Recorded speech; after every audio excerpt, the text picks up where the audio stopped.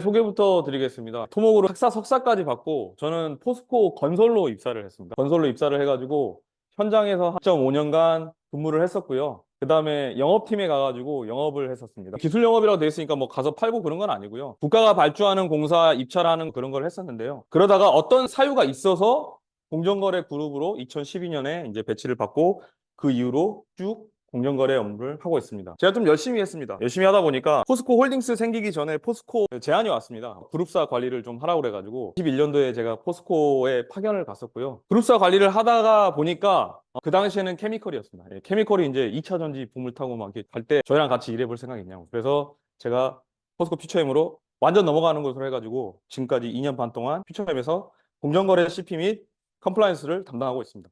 그럼 왜 기술자가 갑자기 컴플라이언스를 하냐? 갑자기 너 토목하다 컴플라이언스를. 예, 사연이 있습니다. 이제 12년 정도에 공정위가 대규모 이제 카르텔, 특히 건설사 카르텔을 굉장히 타이트하게 잡았었는데 그때 제가 피조사 부서였습니다. 그 조사를 받고 나서 제가 깨달은 게 있습니다. 저희 부서가 아주 처참하게 거의 폭파됐거든요. 예, 세 가지입니다. 정부한테 맞서면 안 된다. 이거 당연한 거죠. 근데 못 느꼈습니다. 그때는. 그냥 건설사 일개 직원으로서 전혀 느낄 수 없는 사안이었고요. 두 번째는 몰랐습니다. 너무 무지했습니다. 근데 컴플라이언스 개념이 별로 없었고 공정거래법에 대한 그런 인식도 별로 그렇게 높지 않았을 때입니다. 모르면 이렇게 크게 다치는구나. 세 번째는요, 관련돼가지고 조사를 받다가 조사방해죄로 해가지고 직원분들 2명이 처벌을 받게 되셨는데요. 여러분들 그렇게 생각하실 수 있습니다.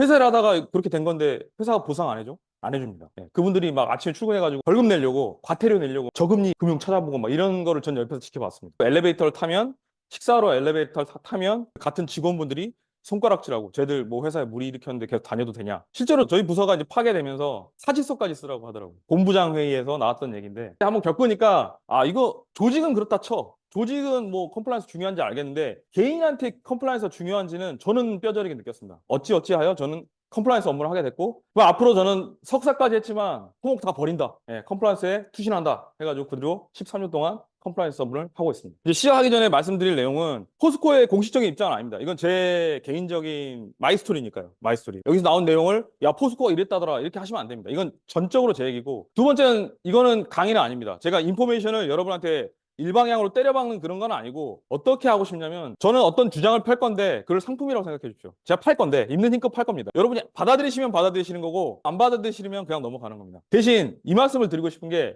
워렌 버핏이죠. 워렌 버핏이 했던 말 중에 저는 이 말을 되게 좋아하는데 가격은 여러분이 지불하시는 거고 가치는 여러분이 또 가져가시는 겁니다. 여러분이 가격을 안 지불하신 것 같지만 이 자리에 1시간 정도 앉아있으면 뭐 최저 시급으로만 따져도 2만 원 아니겠습니까? 플러스 여기 참여하려고 참가비를 내셨잖아요. 그럼 그것까지 합치면 최소 5만 원은 지불하신 거예요. 여기 앉아있는 것만으로. 가치는 5만 원 이상 가져가야 되지 않으시겠습니까? 이제 5만 원 이상 가치를 가져가려면 필요한 게 뭐겠습니까? 어텐션이다. 예, 지금부터 어텐션 하신다. 제가 여기서 가치를 드릴 테니까 가져가셔라. 5만 원 이상 가치는 가져가셔라. CP를 보는 관점에 대해서 좀 말씀을 드리겠습니다. 이게 유명한 영화죠. 킹스맨입니다. 거기에서 명대사죠. 예, 매너가 사람을 만든다라고 되어 있습니다. 저는 매너가 사람을 만든다를 맨을 지우고 컴플라이언스 썼습니다. 컴플라이언스를 보는 관점은 크게 두 가지입니다. 형식 차원에서 먼저 접근을 할 것인가 아니면 실질 차원에서 접근할 것인가 이거 두 가지입니다. 뭐 예를 들면 형식적으로 간다고 하면 매너라고 할 수 있고 대기관 평가를 위함이고 예를 들면 다소 정량적인 평가 지표고요. 그다음에 아, 이거 왜 받아요? 아, 공신력 확보. 나중에 처벌받을 때 감경받으려고요. 이런 거죠.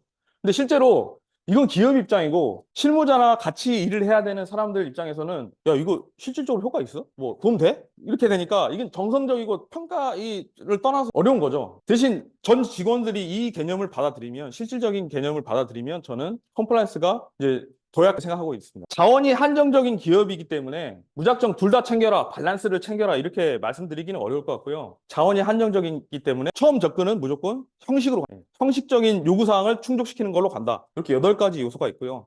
이 8가지 요소를 또 평가할 때는 공정거래위원회가 이제 조정원에 위탁을 해가지고 평가하는 거는 이렇게 지금 나눠져 있습니다. 7가지 요소로 평가를 하는데 세부 지표는 66개입니다. 66개를 만족하면 거기에 점수를 배정해가지고 이렇게 등급을 매기는데 제가 말씀드렸듯이 평가를 먼저 받아야 됩니다. 우리는 내실을 다지다가 기회가 되면 받겠다. 이게 아니고 일단 공정거래위원회 CP를 하고 싶으시면 공정위 CP를 하고 싶으면 평가를 받아라. 이게 제 이제 첫 번째 주장입니다. 평가를 받는 방법은 최선이 뭐냐? 가이드라인 추정해라 그냥. 무지성으로 따라해라. 이해하셨든 못하든 가이드라인 먼저 가는 거다. 제 생각입니다. 포스코의 입장이 아니고 야, 너 지금 근거 이씨 얘기하는 거야? 예, 근거 있습니다. 작년에 뉴스 기사 찾아보시면 알겠지만 저희가 그룹사, 협력사, CP를 도입을 엄청나게 많이 했습니다. 도입돼가지고 운영을 안 하고 있던 회사도 저희가 도입을 시켰습니다. 다.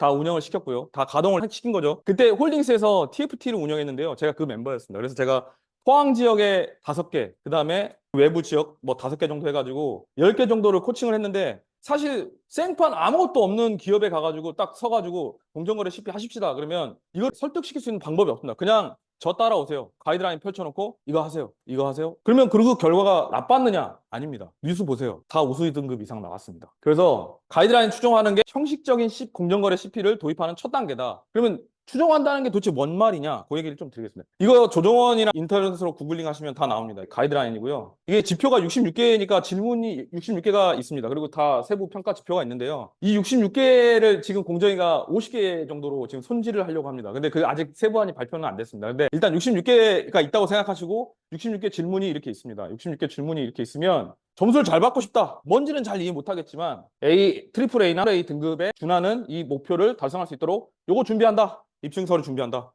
이렇게 접근하시는 겁니다. 기업들은 처음 하실 때 이렇게 접근하시면 좋다. 등급 따는 데는 좋다. 최고 등급에 준하는 지표를 만족할 수 있는 증빙을 행사도 하고 다 한다. 만들어낸다.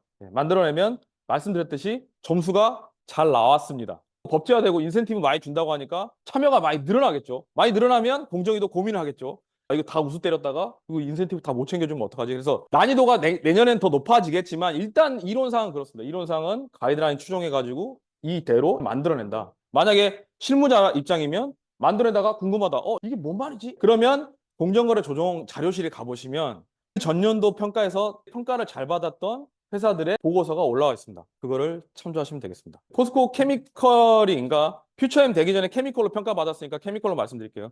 케미컬이 작년에 87점 맞았거든요. 87점 맞아가지고 AA 받았는데 저희가 20년도에 법 위반한 게 있어가지고 싱글 A로 이제 한 단계 강등이 됐지만 저희가 평가는 잘 받았습니다. 87점이면 높은 편이거든요. 그다음에 제가 오랫동안 있었던 포스코 ENC는 이번에 A를 찍었습니다. 예. 근데 방법은 아까 똑같습니다. 그 가이드라인 추종해서 최고 등급에 해당하는 질문에 대해서 오른쪽 증빙을 준비하되 만약에 그게 헷갈리면 말씀드렸듯이 조정원 가가지고 타사 사례를 이해 못 하셔도 돼요. 뺏기십시오. 이렇게 말하면 좀 그렇지만 시작은 뺏기는 데서 시작한다. 창조의 어머니다. 예를 들면 이 지표를 만족하기 위해서 이런 걸 했습니다. 이 지표를 만족시키기 위해서 이런 거를 했습니다. 이렇게 한 겁니다. 보고서도 많이 만들어냈고 자율준수 편람도 만들었고 위험성 평가도 시스템화 해가지고 하고 있고 보고도 많이 했고요. 흥미서 표창장 이렇게 했고 저는 2단계를 넘었지만 처음 평가에 들어온 기업이나 실무자들은 이런 느낌일 겁니다. 끝내긴 끝냈어. 근데 맞나? 효과적으로 한 거 맞아? 이런 느낌이 들겠죠.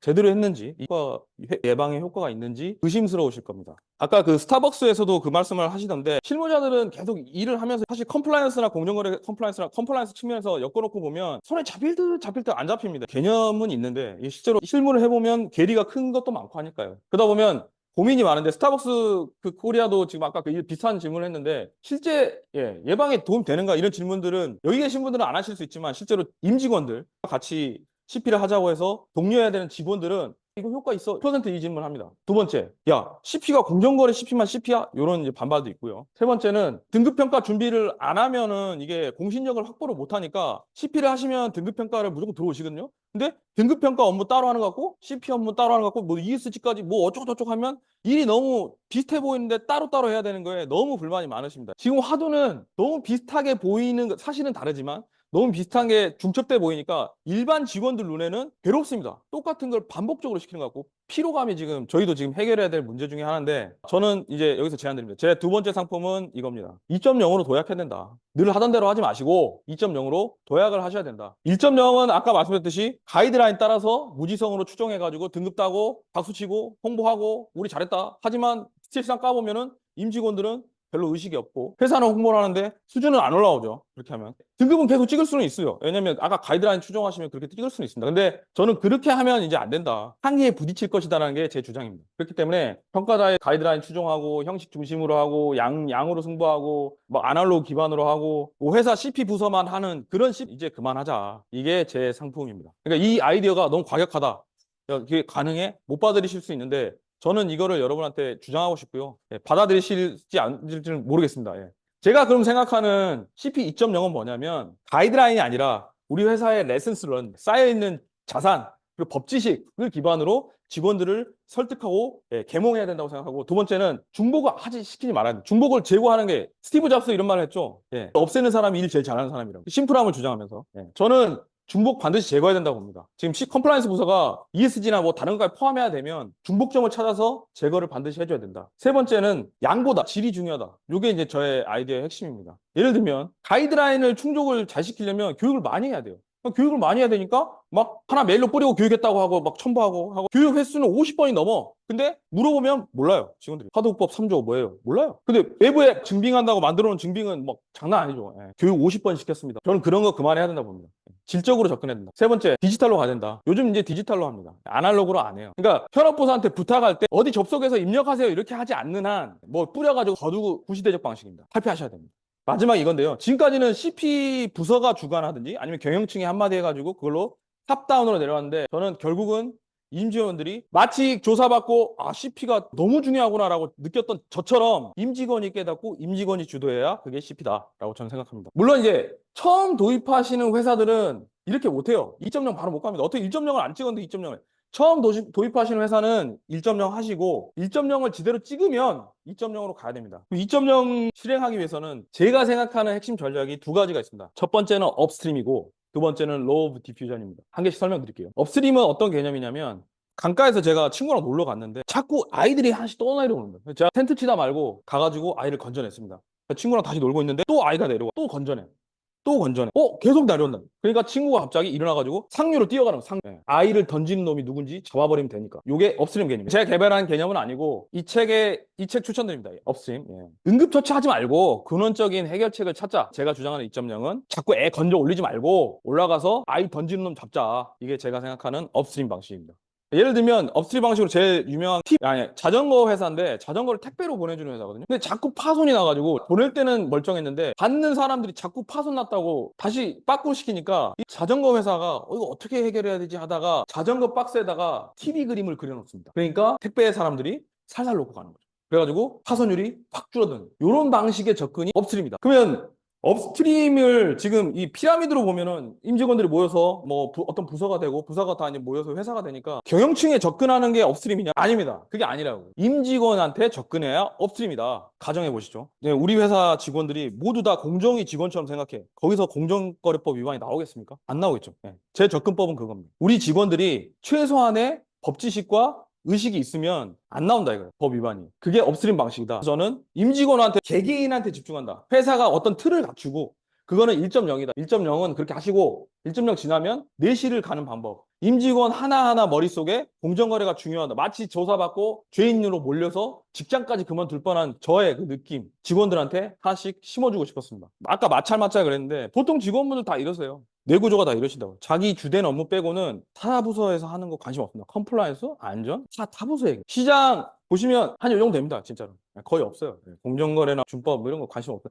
일 터지면 좀 늘어나겠죠. 근데 일 터지지 않는 한 요 상태 유지입니다. 그러면 내실화 한다는 건 뭐냐? 임직원이 뇌에 가지고 있는 관심사가 하나의 시장이라고 보면 거기다가 CP를 밀어넣는 거. 이 점유율을 확장시키는 게 제가 생각하는 내실화고 그게 CP 2.0이다. 그 두 가지 전략은 그렇고 이제 CP 2.0을 또 이끌어가는데 두 가지 키워드를 좀 말씀드려 보겠는데 일단 임직원들 머릿속에 침투해야 되니까 요즘 아날로그로 뭐 하는 사람도 없거든요. 그러니까 첫 번째로 필요한 게 CP 관련된 통합 플랫폼이 필요하다. 두 번째, 교육을 진짜 잘해야 됩니다. 양질의 교육을 해야 된다. 횟수가 중요한 게 아니고 양질의 교육을 해야 된다는 겁니다. 이건 포스코 퓨처엠에 지금 법무 포탈에 들어있는 시스템입니다. 보시면 공정거래 관련돼 가지고 월별 실적, 누계 실적, 그다음에 보시면 이게 98이 제가 생각하는 목표치의 98점을 지금 찍고 계속 운영하고 있다는 누적 달성률이고요. 각 지표별로 월별 실적이랑 누적률이 지금 이렇게 다 표기되어 있습니다. 실제로 이게 2023년 다 마쳤을 때 제가 뽑은 98점인데 괴리는 있죠. 제가 뽑은 거니까. 98점인데 이거를 가지고 평가를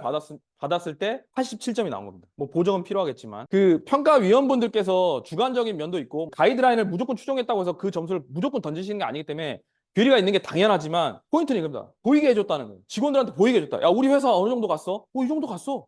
뭔가 하고 있네. 이게 보이는 거죠. 이게 없으면 직원들 CP 했어? 어디까지 했어? 뭔데? 왜 시켜? 이거 맞아? 하는 거 맞아? 이렇게 되거든요. 그래서 저는 일단 비주얼라이제이션 했다. 경영층도 들어와서 보실 수 있고 다 볼 수 있습니다. 이 지금 상황은. 그리고 키로등 같은 거예요. 우리 회사가 만약에 빨간 라인에 있다. 큰일 났다. 뭐 CP에 관련해서 뭘 더 해야겠구나. 공감을 해주시고 들어오는 겁니다. 그분들은. 이게 없으면 안 보이니까. 사람은 시각으로 정보를 70% 이상 가져오는 거잖아요. 안 보이면 안 되거든요. 두 번째, 여기 보시면 위험성 평가랑 분기별로 하는 위험성 평가랑 교육 부서별 교육 실적은 여기에 업로드해서 평가받도록 되어 있습니다. CP 부서가 평가하도록 되어 있습니다. 그래서 통합 플랫폼이 필요하다. 저희는 그렇게 하고 있습니다. 제가 오늘 요것도 말씀드리면 좋은데 저는 오늘 요 포인트 이게 아닙니다. 저는 정말 제가 팔고 싶은 상품 메인 상품은 이게 아니고 교육, 양질의 교육 프로그램을 해야 된다.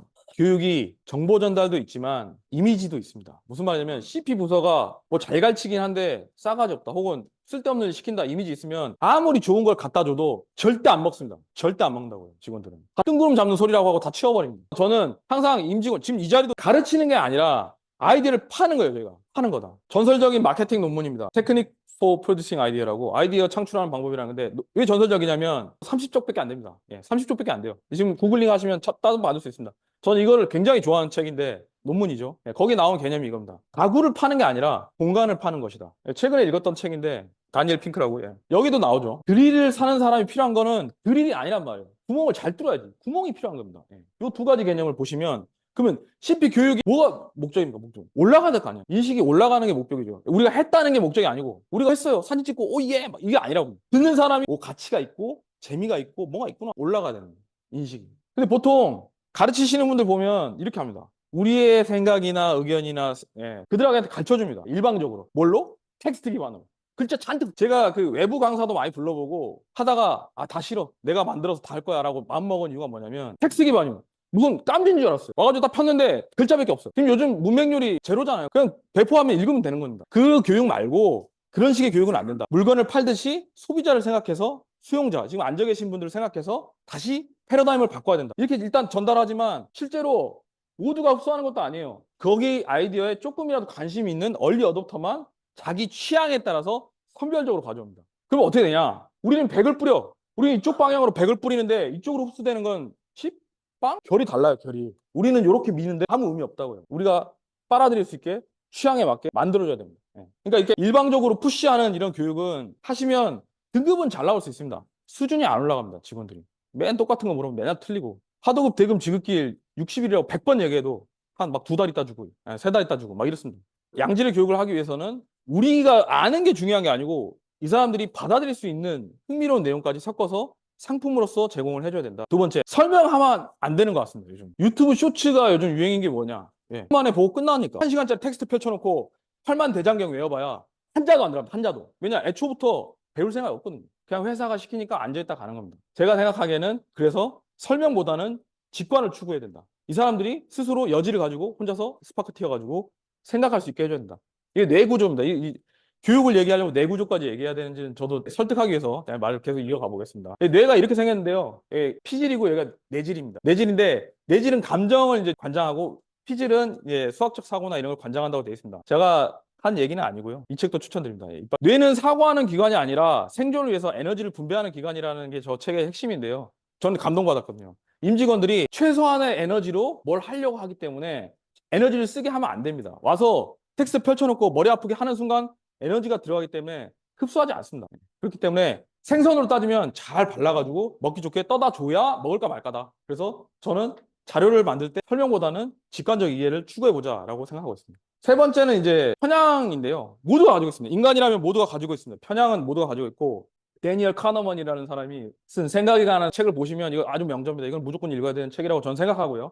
팩트풀니스도 그렇다고 생각하는데 여기에 편향에 대해서 엄청나게 설명을 해놨는데 그중에서 가장 그 교육에 방해가 될 것으로 예상되는 편향은 4가지가 있습니다. 일단 사람들은 데이터가 찍히면 먼저 끊습니다. 이분화를 시키죠. 좋은 거야, 나쁜 거야? 높은 거야, 낮은 거야? 이분법 첫 번째, 나쁜 거고. 두 번째, 데이터가 찍혀 있으면 가만 보질 못해요. 일반화시킵니다. 일반화시키죠. 이 라인이다. 이렇게 마치 주식 차트 분석하듯이. 세 번째, 길게 생각 안 합니다. 임직원 여러분들 길게 생각 안 해요. 단기적으로 보세요. 그러니까 짧아야 돼. 무조건 교육은 짧아야 돼. 세 번째는 이 추세가 계속될 거라고 생각합니다. 어떤 걸 하나 가르쳐주면 그 다음에 다시 가르쳐줬을 때 잘 안 먹어요. 그 전에 가르쳐줬던 게 계속 유지되려고 합니다. 요 4가지 편향이 있는데 요건 본능에서 오는 거기 때문에 이거는 쉽게 극복이 안 되죠. 그러면 역이용해야 됩니다. 교육 만들 때부터 짧게 만들어야 되고 이분법으로 나눠서 해줘야 되고 그렇게 하는 겁니다. 저는 그렇게 교육을 하려고 몇 년 동안 도전을 했습니다. 임직원이 가진 편향을 최대한 이용하자. 이게 제가 말하는 양질의 교육을 할 수 있는 전제 전략이다. 그러면 너 말을 잘했어. 그럼 너가 한 거 뱉어봐. 뱉겠습니다. 지금 뱉겠습니다.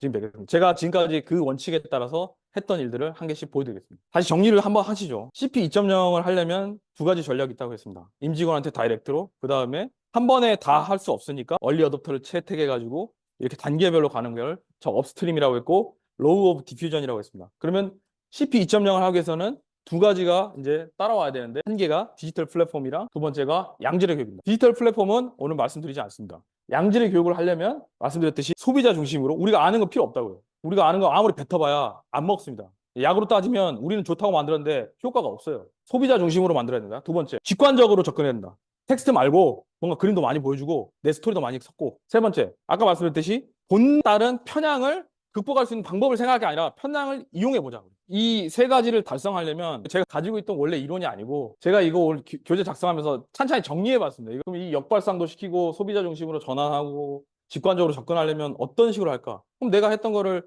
영어 단어로 한번 엮어보자. 첫 번째, 심플. 교육 내용이 심플해야 됩니다. 두 번째, 짧아야 됩니다.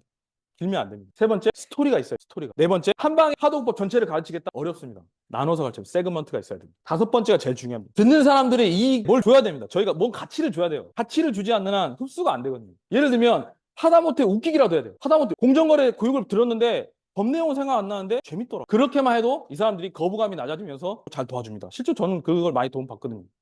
그래서 5S다. 나의 전략은 5S. 다시 정리해봅시다. 첫 번째, 짧아야 되고 간단해야 되고 스토리가 있어야 되고 세그먼트로 나눠서 하셔야 되고, 마지막으로 제일 중요한 게 듣는 사람한테 뭔가 이익을 줘야 된다. 그게 CP면 좋죠. CP 스토리고 CP 내용이면 좋은데 하다못해 그렇지 못하면 지식이라도 나눠주는 그런 교육을 만들면, 제가 해본 경험으로는 양질의 교육 프로그램이라고 사람들이 인정을 해줬던 것 같습니다. 그래서 5S를 기본 전략으로 해가지고 교육 프로그램을 한번 만들어보자. 대신 또 한 가지, 요거를 하려면 외주를 주면 안 됩니다. 외주를 줄 수도 있죠. 비슷한 실력을 가지거나 내가 믿는 외주를 줘도 되는데, 그렇지 않는 한 처음 스타트는 무조건 직접 만드셔야 됩니다. CP 부서가. 저는 그렇게 생각합니다. CP 부서가 모르는데 CP를 한다? 법은 뭐 저 변호사들이 하는 거지? 아니라고 생각합니다. 저는 건설에 있을 때 왜 제가 이제 포스코로 지금 현재 홀딩스에서 저를 스카우트했냐고 저를 생각하면, 제가 거의 변호사처럼 일을 했습니다. 공정위 대응도 제가 했고요. 공정위에 내는 소명서나 답변서도 제가 다 썼습니다. 물론 법리로 따지면은 변호사보다 부족한 거 아니에요? 아니요. 그렇지 않았습니다. 저도 자꾸 하니까 늘었고, 이것도 스페셜라이즈드 되니까 저도 전문가가, 직원들이 저한테 물어봐요. 전화로. 하도법 관련돼서는 저한테 물어봅니다. 건설 하도급.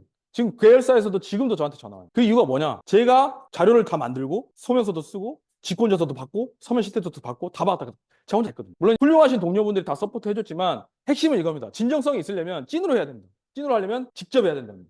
직접. 당연히 공부해야죠. 공부 많이 했죠. 자, 이제 너가 했던 거 뱉어봐. 뱉어드리겠습니다. 보시면 짧아야 된다 그랬죠. 하도급법 10분 만에 설명하는 자료 만들어서 배포한 적 있습니다. 제목이 이거예요. 지금 시간이 없어서 제가 표지만 갖고 왔습니다. 제목도 10분 하도급법이에요. 실제로 이거 여기서 이제 퀴즈를 내거든요, 제가. 이걸 다 듣게 한 다음에 퀴즈를 내면 맞히면 3분 카레를 줬습니다. 웃기죠? 기억에 남는 거예요. 짜장도 주고, 마트 가서 3,000원치 사도 많이 살 수 있습니다. 세일할 때 사면 700원이니까요. 그러니까 재밌는 거예요. 저랑 같이 교육하면 재밌는 거예요, 직원들이. 그러니까 재밌다. 제가 교육하자고 하면 모이자. 이렇게 되는 겁니다. 다른 겁니다. 이건 AI 프로그램 활용한 건데요. CEO 메시지를 맨날 텍스트로 해가지고 올립니다. 그건 CEO 메시지가, 뭐 CEO가 하고 싶은 말이 좀 많겠습니까? 엄청 길죠. 직원들 다 드래그해가 닫기 누릅니다. 한 줄도 안, 임직원 여러분 안녕하십니까? 그 정도는 들어가지.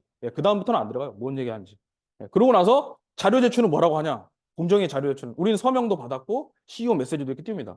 무슨 의미가 있습니까? 물론 이제 등급을 따야 되면 아까 말씀드린 CP 1.0에서는 의미가 있습니다. 그렇게 하셔야 되겠지만 저는 그 단계를 넘으셨으면 그렇게 하면 안 된다. 그래서 이번에는 어떻게 했냐면 AI 프로그램에 넣어가지고 메시지를 넣어가지고 시나리오 좀 짜가지고 만들어 달라고 했습니다. 이거 다 그림입니다. AI가 만드는 그림이 이게 살 넘어가면서 읊어져요. 근데 신기한 게 뭔지 아십니까? 이렇게 만들어줘도 4분짜리인데도 그게 다 안 봐요. 반 정도밖에 안 봤습니다. 그래도 한 분도 안 본 것보다 낫죠. 아까 그 CEO 메시지 그거보다 나은 겁니다.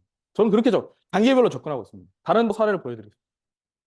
공정에서 자료실 가면 보도자료 가면 보도를 엄청 배포해요.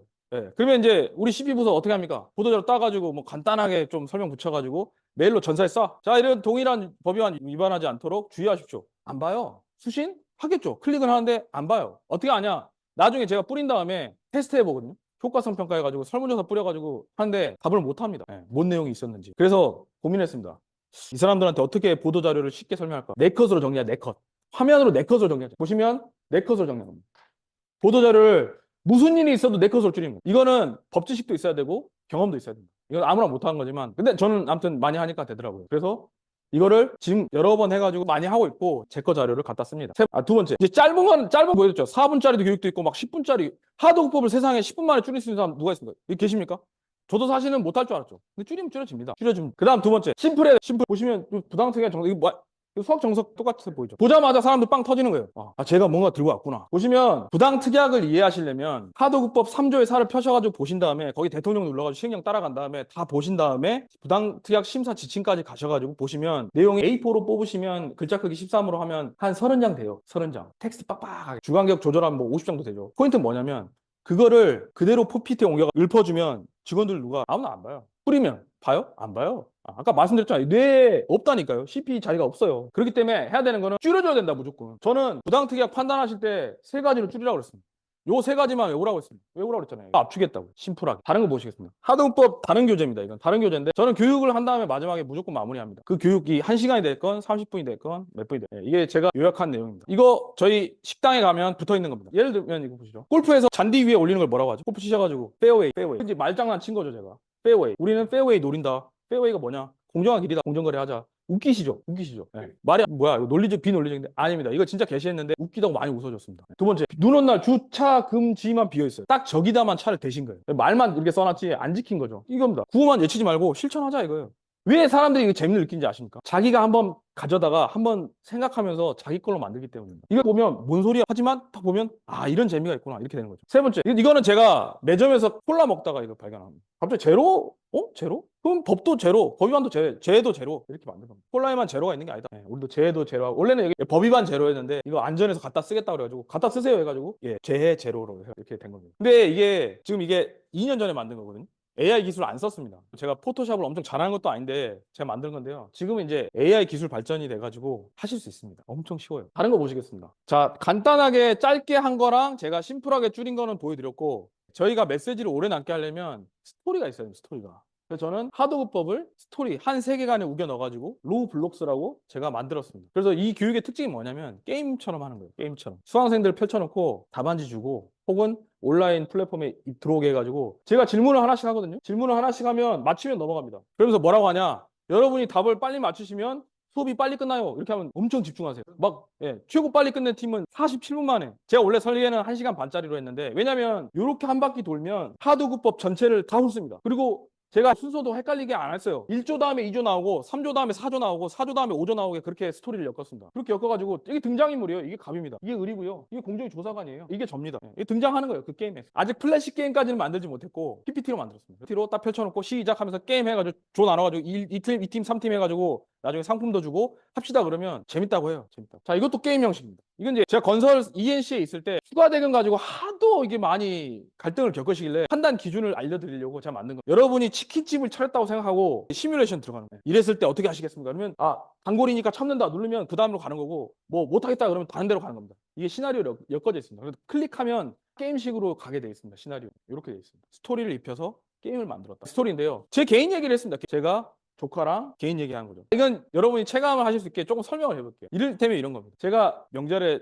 조카를 만나러 갔는데 조카가 이제 제가 키가 작다 보니까 조카가 키가 많이 컸습니다. 그래서 삼촌 농구하자 이런 겁니다. 농구 왜? 그러니까 농구 자기가 해볼 수 있을 것 같다. 좋다 한다 해가지고 농구하러 가는데 얘가 이제 자기 홈 그라운드가 있는 거예요. 자기 중학교 가가지고 하자는 겁니다. 어머니 집에서 이 중학교까지 걸어가는데 한 10분 정도 걸리는데 얘가 자꾸 저한테 지가 질 것 같았는지 밑밥을 까는 겁니다. 삼촌은 손 쓰지 마시고요. 3점 슛에서만 하시고요. 그러니까 안 하면은 저희들한테 막 햄버거도 사주고 피자도 사줘야 됩니다. 라고 얘기하더라고요. 그럼 이 얘기가 뭔 공정거래 뭔 상관이야? 하도급법 구조가 이렇게 생겼습니다. 하도급법이 원사업자한테 하지 마. 반드시 하세요. 안 하면 혼나요. 이 구조. 이 구조를 설명해 주려고 제가 이 얘기를 한 거예요. 그러니까 이 얘기 하면 직원들이 하도급법 뭐 어떻게 뭐 원사업자의 의무사항 뭐 수급사업자의 뭐 어쩌고 그런 얘기 안 하고 그냥 이 법의 구조가 이렇게 생겼다는 겁니다. 스토리 또 얘기를 드릴게요. 공정거래의 당위성은 당연히 아무나 얘기할 수 있습니다. 공정하게 거래하자 이러면 너 반대할 사람 없는데 아까 말씀드렸듯이 여기 앉아 계신 다른 업무 하시는 분들한테 공정거래 착하니까 좋은데 실리적으로는 어떤 도움이 되냐라고 그런 거를 설득하려고 별의별 스토리를 다 갖고 왔습니다. 이거 세상에서 제일 오래 사신 고령이신 노인분인데 관련된 스토리 해가지고 결론은 공정거래 하면 손해 아닙니다. 제로섬 게임 아닙니다. 잘해야 됩니다. 심지어 이건 제가 유일할 겁니다. 공정거래를 얘기하는데 양자역학을 얘기해? 저밖에 없을걸요? 양자역학으로 설명했습니다. 뭐 여러분은 개인이기도 하고 회사 인원이기도 하니까 입자이자 파동입니다 하면서 이렇게 설명한 게 있는데, 자, 그다음에 우주 테마 막 날랐을 때 상생협력법을 가르치면서 이런 우주 여행을 하는 것처럼 자료를 꾸며보기도 하고요. 챗 GPT 핫 나왔을 때 제가 패러디했습니다. 여기 보시면 인간지능이죠. 인간지능. 챗 PP 제 자료입니다. 제가 만든 거예요. 만들어가지고 챗 GPT처럼 주고받는 형태로 직원들한테 교육을 해보기도 하고. 자, 이렇게 하면 그럼 교육 효과가 있었냐? 당연히 있었습니다. 보시면 교육 만족도가 95점입니다. 그리고 이해도는 뭐냐면 제가 교육이 끝나면 문제를 뿌리면 5문제씩 뿌려가지고 바로 몇 시간 만에 답변을 하게 하는데 4문제는 맞춘다는 겁니다.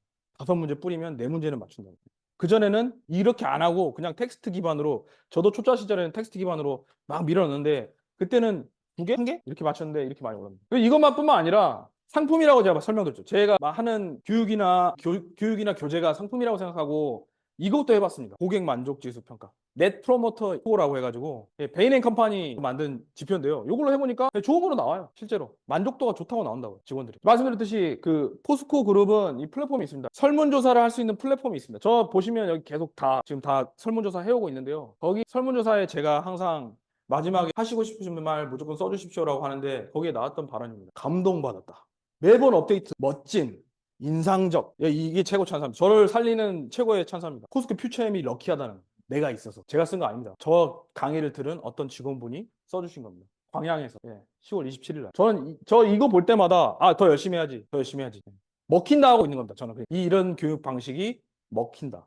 그래서 제가 이제 교육 프로그램을 이렇게 5가지 S 원칙으로 해보면서 덧붙일 말씀은 뭐냐면, 이게 코로나 기간 때는 같은 교재를 사용했지만, 거의 같은 기법을 사용했지만 비대면으로 하니까 요거보다 효과가 70% 정도밖에 안 나왔습니다. 그래서 이제 코로나 없어지고 대면 많이 할 수 있으니까 대면 교육으로 위주로 하려고 하고, 그 다음에 말씀드렸듯이 진심을 다해서 그들 입장에서 교재를 만들면 흡수해준다라는 게 제 생각입니다. 정리해보겠습니다. CP는 당연히 투자할 가치가 있는 상품이다.